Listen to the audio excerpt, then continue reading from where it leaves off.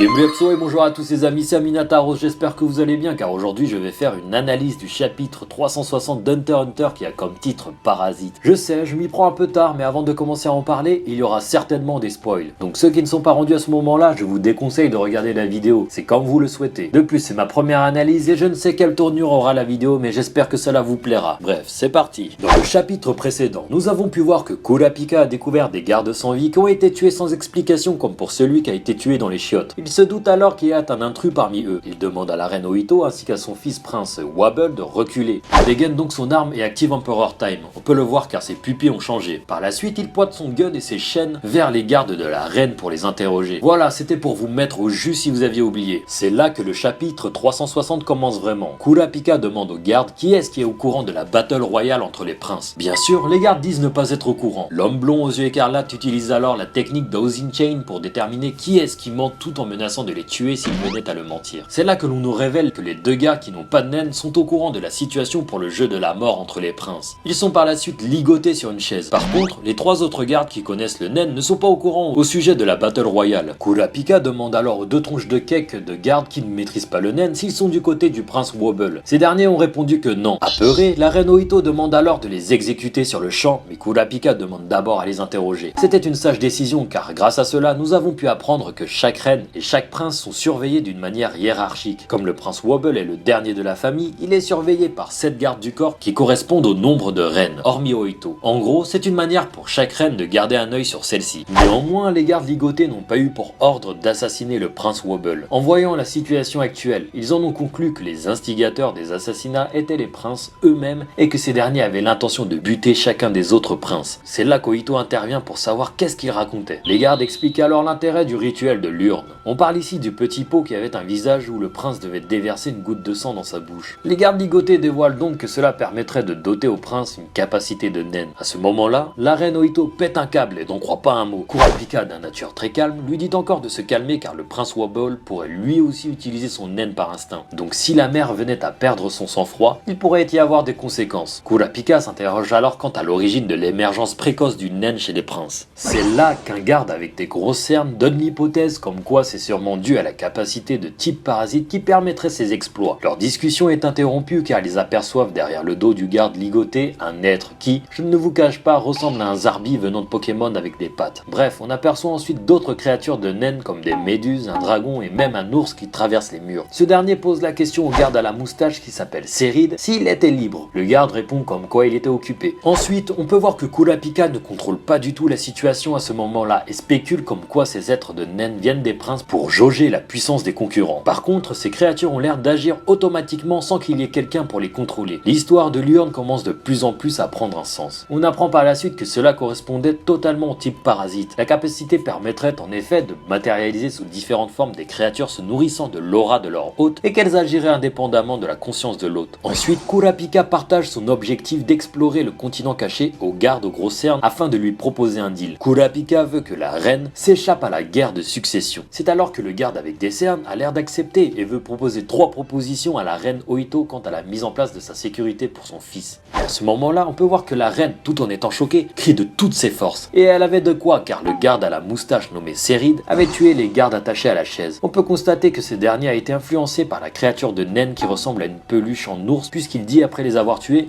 « j'étais libre, alors il m'a demandé de ». Ça correspond à la question de l'ours qui lui demandait s'il était libre. À la fin, Kurapika veut capturer Serid pour connaître plus sur l'origine des mystères qui entourent les créatures de naines et d'éclaircir certaines de ses incertitudes. Maintenant ce chapitre achevé, nous pouvons nous poser plusieurs questions. De qui provient la créature de naine qui ressemble à un ours? Est-ce que cette technique de manipulation a été faite intentionnellement par un des princes car les gardes ligotés donnaient trop d'informations? Et quelle est l'origine du pouvoir de l'urne car cela reste un mystère? Quant à la suite, j'espère qu'on arrivera vite au continent caché car c'est là-bas que les choses sérieuses vont vraiment commencer, même si je sais que le développement des princes et de toute l'intrigue qui les entoure est une pièce angulaire à cet arc. Êtes-vous au courant qu'une reprise sera normalement prévue et que Togashi a l'air d'aller beaucoup mieux depuis cette photo toute récente?